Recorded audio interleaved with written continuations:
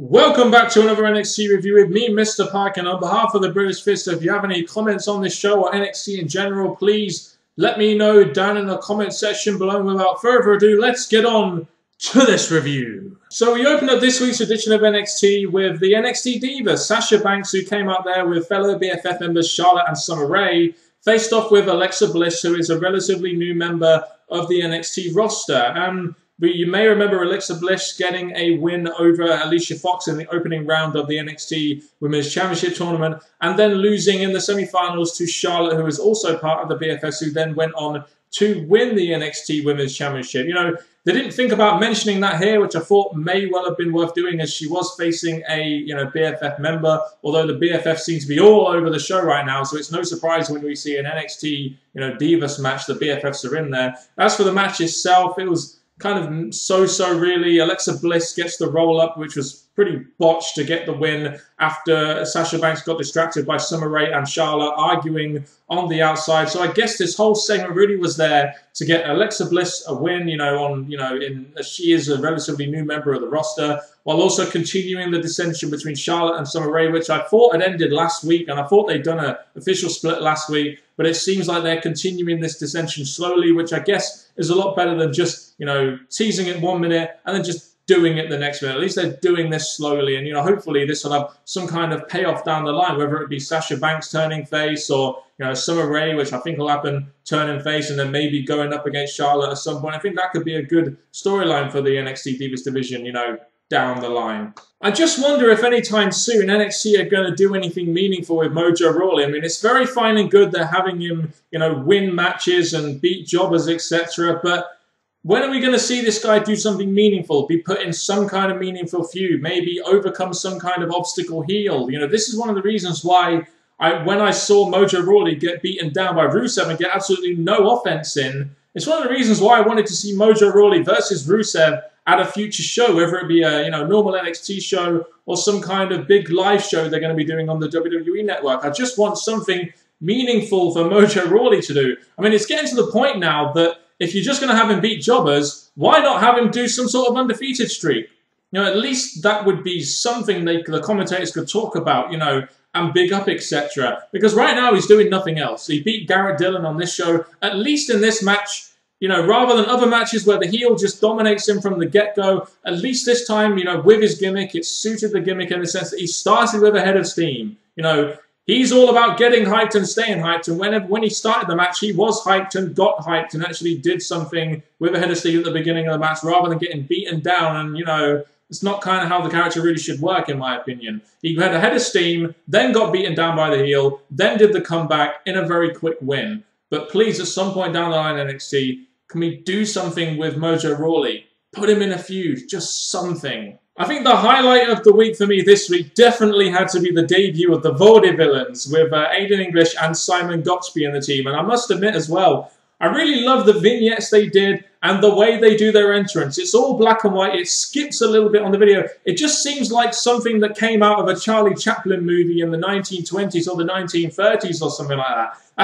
That's how it came across to me. And this is very entertaining. The crowd were really eating this up as well, which really does say to me, are they going to be heels? Are they going to be baby faces? Who really knows? But the gimmick, really suits, it really suits Aiden English very well. And of course, it suits Simon Gotch as well by his style and the way he's dressing and his attire, etc. And I love the name as well, the Vaudevillians. This is really going to get William Regal going on commentary with some really cool circus anecdotes or something like that. That would be quite funny.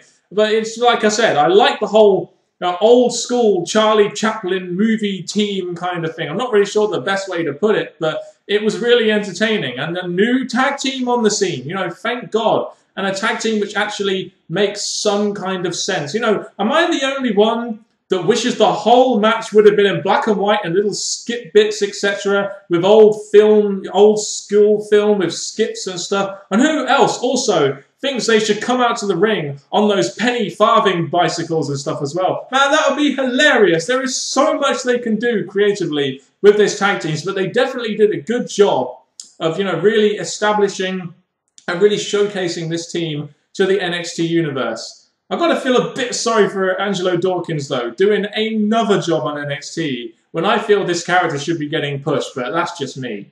So the #1 contender, Tyler Breeze, had a match with the luchador Kalisto. And thank God, they got Kalisto out of that stupid-ass tag team with Ricardo Rodriguez. I have no problem with Ricardo Rodriguez, but the tag team just wasn't working. And you have to wonder also, you know, after the failings of Alberto Del Rio, after the failings of Sin Cara, and the fact that Rey Mysterio is now literally, quite literally, on his last legs, I mean knees.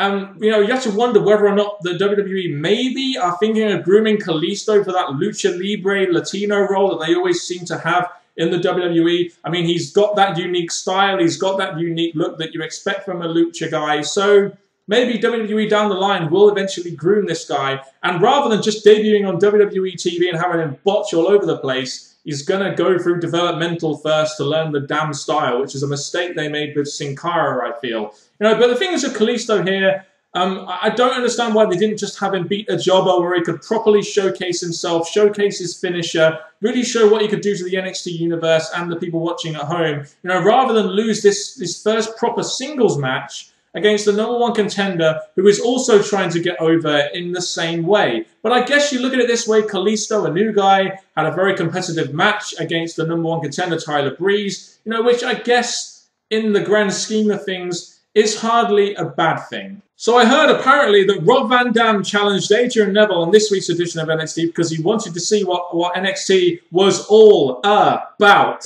You know, I didn't see the segment. I only heard it through the internet. So I didn't see the segment, but I'm pretty down with RVD facing Adrian Neville on NXT next week. That should be a damn good main event in my opinion. And it'll give Adrian Neville the chance to work with someone who's, you know, been on Raw and SmackDown and, you know, been there, done that in the wrestling business. And, you know, that's something that the NXT, you know, superstars really need to do a little bit more, in my opinion, rather than just facing off with another NXT guy who hasn't really had the experience at the kind of level. In our main event of this week's edition of NXT, we had Sami Zayn and Tyson Kidd versus The Ascension for the NXT Tag Team Championships. Not really sure why the NXT Tag Team Championships are on the line here, but NXT have been doing this a lot recently where they're just having like very unhyped title matches for the sake of having unhyped title matches. I don't really like it. I don't know why, but I guess if they need something to draw people to the show or maybe have a draw to the actual NXT show itself, then maybe. But I'd imagine a match that should be hyped up just a tad more. But, you know, these are two legit opponents for the Ascension, which they haven't had in, well, since they won the NXT Tag Team Championships. And it's a new match. You know, Sami Zayn and Tyson Kidd teaming up is something new. Them facing the Ascension is something new. So it's something fresh. The only trouble is, Natalya would have been the one that had to think of this whole Tyson Kidd teaming with Sami Zayn thing, so it had to involve Natalya. You know, and I guess if you thought this was going to be a good match, you were a little bit wrong, because really, it didn't go very long, and it was really more about developing the Tyson Kidd character more than anything else. You know, the main reason for this segment, really, essentially, was to continue the Tyson Kidd heel turn, and then potentially stem Tyson Kidd from Adrian Neville onto Sami Zayn, which I'm all for. If that's what they were going for here, then they did this okay. I mean, you had Sami Zayn fighting in the ring for most of the match, Tyson Kidd going to the outside because he wasn't getting involved, and then just walking out on Sami Zayn, causing the Ascension to get the win on Sami Zayn. So that works well here, in my opinion. You're continuing to develop Tyson Kidd's heel character. You're developing him into what I think could be somewhat of a good feud for both Tyson Kidd and Sami Zayn. It's a good sign that WWE wants Sami Zayn to come to the main roster when they're having him work with a guy like Tyson Kidd, who's, you know, been on Raw and been on SmackDown and been the tag team champion in the WWE and has had some kind of push on the WWE roster in the last 4 or 5 or so years. So I'm all for this feud if that is where WWE are going. So overall, I thought this edition of NXT was pretty good. You know, it's not one of the best shows, not one of the worst shows, just a pretty good hour in my opinion. You're continuing the dissension between the BFFs, which should lead to somewhere for the NXT Divas.